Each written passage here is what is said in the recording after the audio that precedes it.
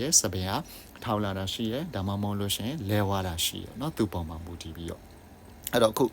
စပြီးရခါကြတော့ဘာလောက်ကြမလဲเนาะပူလို့ရှင်ဒီ muscle လေးတွေဘာလောက်ကြမလဲဆိုလို့ရှင် hair erector muscle က relax တွေစဖြစ်တယ် relax ဆိုတာဒါเนาะသူရဖြေလျှော့လိုက်ပြီဒီ muscle စပြီးရဖြေလျှော့လိုက်ပြီဆိုလို့ရှင်ဒါစပင်မှာသွားချိတ်ထားတော့ဒါဒီ muscle လေး relax ပြလာပြီစပင်ကဘေးကိုเนาะအရေပြားပေါ်လဲကြလာပြီပေါ့เนาะခုနလိုမျိုး upright မဟုတ်တော့ဘဲနဲ့လဲကြလာပြီဆိုလို့ရှင်ဒီကြားတွေထဲမှာရှိတဲ့ area တွေကเนาะကျင်းသွားပြီဆိုလို့ရှင်ဒီကြားတွေထဲမှာ air molecules လေးတွေကနည်းနည်းပဲကျန်တော့เนาะ air လေးတွေသိပ်ပြီးရခါကျ trap မဖြစ်မနေတော့အဲဆိုဒါเนาะဒါဆိုစပြီးရခါကျတော့ရေးထားတာလေးသွားကြည့်အောင်เนาะtiny muscles เนาะ tiny muscles hand erector muscle တွေက attached to the base of each hair ပေါ့နော်ဘေးမှာရှိရဲ့ hair တွေမှာသွားပြီးချိတ်ထားတယ်ဆိုတော့ခုနပုတ်ထဲမှာလည်းမြင်သွားပြီးပြီเนาะသူတို့တွေ relax လုပ်ကြတယ် relax လုပ်ပြီးဆိုလို့ရှိရင်စပင်ကဘာဖြစ်သွားလဲဆိုရင်လို့ရှိရင် skin နဲ့လာပြီးရခါကျတော့လဲဝပြီเนาะ skin နဲ့လာကတ်သွားပြီပေါ့ hair lie flat against the skin surface လာကတ်သွားပြီဆိုလို့ရှိရင်ခုနပြောသလိုဒီကြားတွေထဲမှာ air molecules လေးတွေကနည်းနည်းလေးပဲเนาะ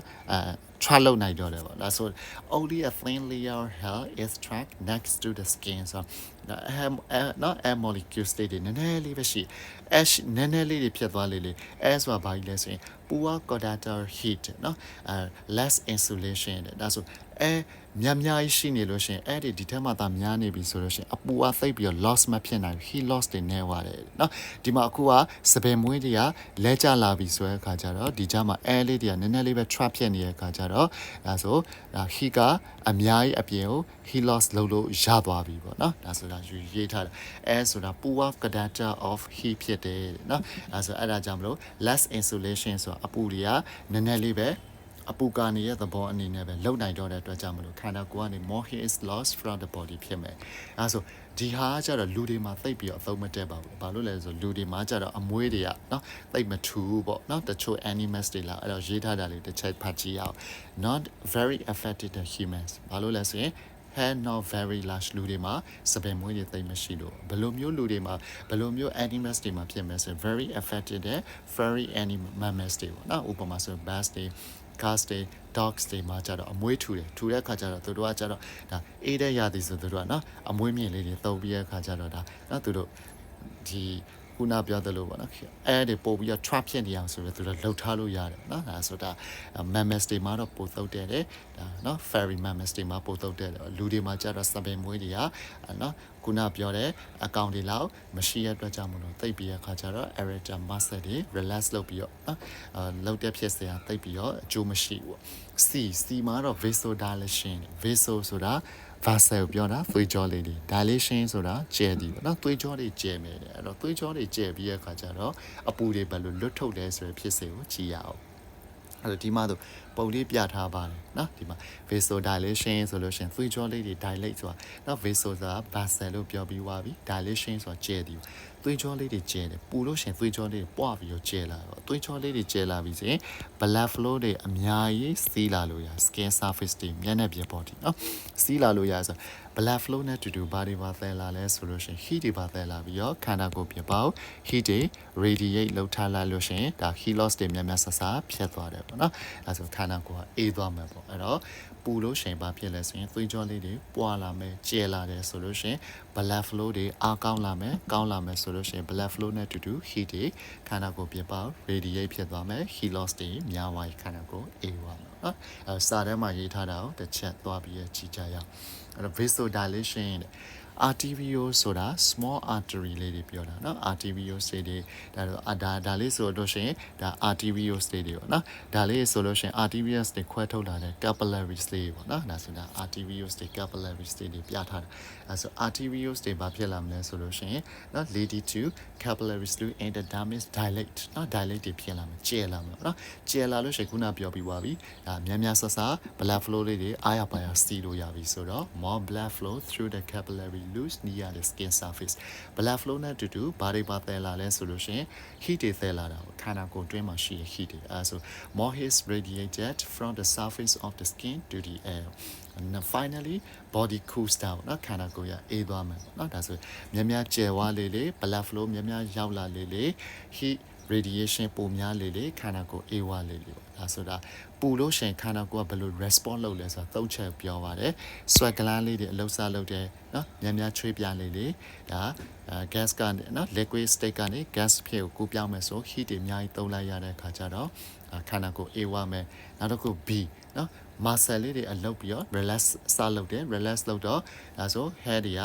ဒီ skin မှာလာကပ်သွားလို့ရှိရင်ဂျားထဲမှာအဲ့ဒီ trap သိမ့်မဖြစ်တော့တဲ့ခါကျတော့ body ကနော် heat တွေအပြင်ကိုအားရပါရစွတ်ထုတ်လို့ရသွားမယ်နော်အဲဆိုအရင်ဆိုလို့ရှိရင်အဲ့ဒီခံနေလို့ရှိရင်ဒါ heat က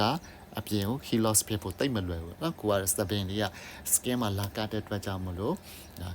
attract ဖြစ်တဲ့ဥစ္စာတွေငဲဝပြီငဲဝတဲ့ခါကျတော့ heat loss အားရပါရဖြစ်လို့ရ C ကတော့ vasodilation များကျဲမယ်နော်ပူရင်ကျဲမယ်ကျဲလို့ရှိရင် blood flow တွေများလို့ရှိရင်ဒါ heat radiation တွေပုံများပြီးတဲ့ခါကျတော့ခန္ဓာကိုယ်အေးအောင်လုပ်တဲ့ mechanism သုံးခုပြောပြီးသွားပြီအဲဆိုခန္ဓာကိုယ်အေးသွားပြီအဲဆိုနောက်ဆုံး final result ဘာဖြစ်သွားမလဲဆိုရင် heat loss increase body temperature fall back to normal ဆိုရဖြစ်သွားတယ်နော်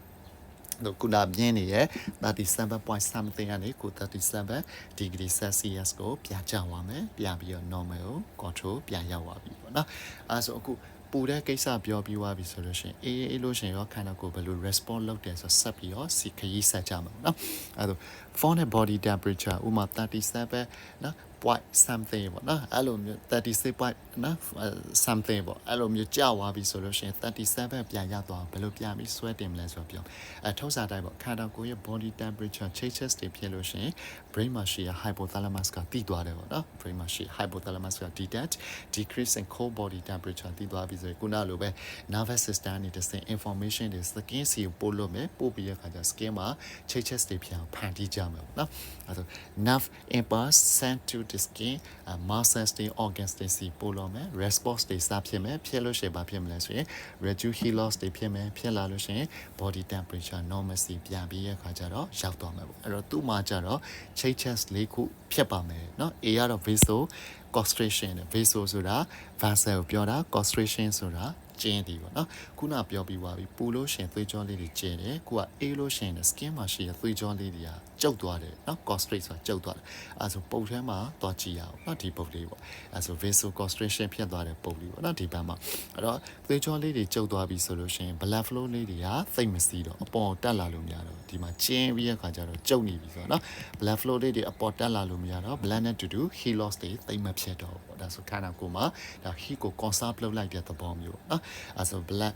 သွေးကြောလေးတွေ constrict ဖြစ်တယ်ဒါဆို lesser blood flow ဆိုရင် lesser heat radiated ပေါ့နော်ဒါဆိုတာခန္ဓာကိုယ်မှာ heat loss တွေမဖြစ်တော့စာတမ်းမှာသွားပြီးတော့ဖတ်ပြောပြီးသွားပြီပေါ့နော်lesser heat တွေ radiated ပဲဖြစ်တော့မှာပေါ့နော်သွေးကြောလေးတွေကျုပ်သွားတဲ့အတွက်ကြောင့်မလို့အဲ့တော့စာတမ်းမှာသွားပြီးတော့ဖတ်ကြည့်ရအောင် vasoconstriction တဲ့ arterial ဆိုတာနော် artery သေးလေးတွေပြောတာcapillary ဆိုတာကတော့ artery ကနေ brush တွေထပ်ခွာလိုက်တဲ့ဥစ္စာဒါလေးတွေက capillary တွေပေါ့နော်ဒါလေးတွေကတော့ arterials တွေပေါ့အဲဆို arterials leading to capillary loose က contract ဖြစ်သွားမယ်အဲဆို lesser blood flow ဆိုလို့ရှိရင် lesser heat is radiated to the surrounding heat ကောစာဖြစ်သွားတဲ့အခါကျတော့နော်ခန္ဓာကိုယ်မှာအပူတွေကိုဒါကောစာလုပ်လိုက်တဲ့သဘောပေါ့နောက်တစ်ခုကတော့ erector muscle တွေဘာလုပ်ကြမလဲဆိုလို့ရှိရင် contract လုပ်ကြမယ်တဲ့ဒါဆို contract လုပ်ထားတဲ့ပုံကိုသွားကြည့်အောင်ဒီပုံမှာဆို contract လုပ်ထားတဲ့ပုံပေါ့နော်အဲ့တော့ contract လုပ်လို့ရှိရင်စပင်မွေးလေးပါဖြစ်လာလဲဆိုလို့ရှိရင် upright position နော်ထောက်လာတယ်ပေါ့စပင်ကြီးထောက်လာပြီဆိုလို့ရှိရင်ဂျားထဲမှာဒီမှာပြထားတဲ့အပြာရောင်လုံးလေးတွေပေါ့နော်ဒါတွေကဒီမှာကိုစောအနီရောင်စာကလေးနဲ့ဆွဲပြနေလို့ရ air molecules တွေဒါဆိုစပင်လေးတွေထောက်လာတဲ့အခါ space ပိုကျဲသွားကျဲသွားတဲ့အခါကျဒီကြားတွေထဲမှာ air molecules တွေ trap ပိုဖြစ်တဲ့အခါကျခန္ဓာကိုယ်ကနေ heat တွေနော် heat loss ဖြစ်ဖို့ကဒါခဲရင်သွားတယ် heat loss မဖြစ်နိုင်တော့ဘူးပေါ့နော်အပေါ်မှာ air တွေဆိုတဲ့နော် air trap ပိုများနေတဲ့အခါကျတော့ဒါသူ့ကိုဖောက်ပြီးတဲ့အခါကျ heat loss ဖြစ်ဖို့ခတ်သွားတယ်ပေါ့ဒါဆိုခန္ဓာကိုယ်ထဲမှာပိုပြီးတဲ့အခါကျတော့ပူတွေပုံများလာမှာပေါ့နော်အဲဆို erector muscle relax ဖြစ်သွားနော် contract ဖြစ်သွားပြီဆိုလို့ရှိရင်နော်ဘာဖြစ်မလဲဆိုရင် hairs ကဘာဖြစ်လာလဲဆို pull upright နော် upright ကိုထောက်လာပြီခုနပုံထဲမှာပြသလိုပဲ thick layer extract next to the skin ဆိုလို့ရှိရင်အဲ့ဒီများလာလေအဲ့ကဘာအနေနဲ့ဆောင်ရ insulation အပူကာအနေနဲ့ဆောင်ရတာတော့ခန္ဓာကိုယ်ကနော် heat loss တွေသိမ့်မဖြစ်နိုင်တော့ heat ကောစာဖြစ်တဲ့ဒါမှမဟုတ် retain ပိုဖြစ်တဲ့အတွက်ကြောင့်မလို့ခန္ဓာကိုယ်ပိုပြီးရခါကျတော့ပူလာအောင်လုပ်ပြီးရတဲ့ပေါ့ C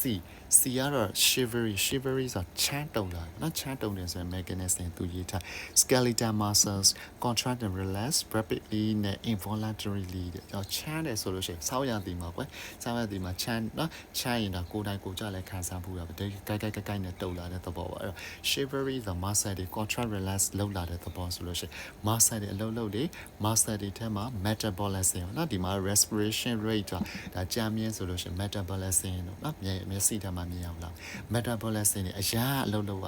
တဲ့ခါကြလို့ရှိရင်ဒါဘာဖြစ်လာလဲအပူတွေအများကြီးထွက်လာပါတယ် larger heat နော် larger amount of heat produce အဲ့တော့ခန္ဓာကိုယ်ဘာဖြစ်လာလဲဆိုရင်ပို့ပြီးတော့ဝမ်းဖြစ်လာမယ်နော်အဲ့တော့ပစ္စည်းတစ်ခုလိုမျိုးပေါ့ဖုံးနေတအားသုံးလို့ရှိရင်ဖုံးထက်နေအပူတွေထွက်တယ်မီးသီးလေးတွေဖွင့်ထားတာကြာလို့ရှိရင်မီးသီးတွေကပူတွေထုတ်လာတယ်လို့ပဲခန္ဓာကိုယ်ထဲမှာ muscle တွေအလုတ်တအားလုပ်လို့ရှိရင်ဒါ overheat နော် heat တွေထွက်လာပြီးတဲ့ခါကျတော့ခန္ဓာကိုယ်နော်ပူနွေးလာအောင်ပြုလုပ်ပြီးတော့အဲ့တော့ဆောင်းရသည်ဘာလို့ချမ်းတုံတဲ့ဆိုရယ် mechanism တွေအခုတည်သွားပြီပေါ့နော်နောက်တစ်ခုဒီကတော့ increase metabolism ဆိုရဲဇီဝဓာတ်နှစ်ဖြစ်စဉ်လေးတွေပို့ပြီးတော့မြန်လာပါတယ်တဲ့ဒါဆိုတာဇီဝဖြစ်စဉ်ပမာသွားမြန် liver မှာပိုမြန်လာတယ်เนาะအဲဆိုဘာကြောင့်မြန်လဲဆိုတော့ချမ်းလာရင်တဲ့ adrenaline ဆိုတဲ့ hormone တွေတခုကိုခန္ဓာကိုယ်လွတ်ထုတ်ပြီးတော့ adrenaline เนาะ metabolism speed up တွေဖြစ်လာမယ်more metabolic reaction ဆိုလို့ရှိရင်เนาะအထူးသဖြင့် liver ထဲမှာပိုဖြစ်လဲဆိုလို့ရှိရင်ခုနပြောသလိုเนาะ metabolism တွေအများကြီးလှုပ်တွေ heat တွေပိုထွက်လေပဲဒါဆို muscle ထဲမှာ metabolism တွေဖြစ်လာရင် heat ပိုထွက်တယ် liver ထဲမှာ metabolism တွေပိုများရင် more heat is produced ဖြစ်လာမှာเนาะဒါဆိုတာခန္ဓာကိုယ်ပူနွေးလာပြုလုပ်တဲ့ mechanism ကတော့၄ခုပေါ့ A vasoconstriction B hand erector muscle contrast C shivering နဲ့ D increase metabolism ဒါဆိုနောက်ဆုံး final result ဘာဖြစ်သွားမလဲဆိုရင် heat production increase heat loss decrease now body temperature rise back to normal ဆိုရနော်37ကိုပြန်ပြီးတော့ရောက်သွားမှာเนาะဒါလေးရေးထားပါတယ်ဆိုthermo regulation ဖြစ်စဉ်เนาะ control ဘယ်လိုလုပ်တယ်လဲ skin မှာဘာတွေပါတယ်လဲဆိုရယ်စိတ်ပိုင်းလေးဒီနေ့မိတ်ဆက်ပေးသွားတယ်ပေါ့နော်ဆိုရှင်းပြပေးသွားတယ်အကုန်လုံးနဲ့နားလည်ပြီးတော့စာကြည့်ရမှာတစ်ထောက်တစ်ခုတနည်းဖြစ်မယ်ဆိုပြီးတော့ယုံကြည်ပါတယ်เนาะကျေးဇူးတင်ပါတယ်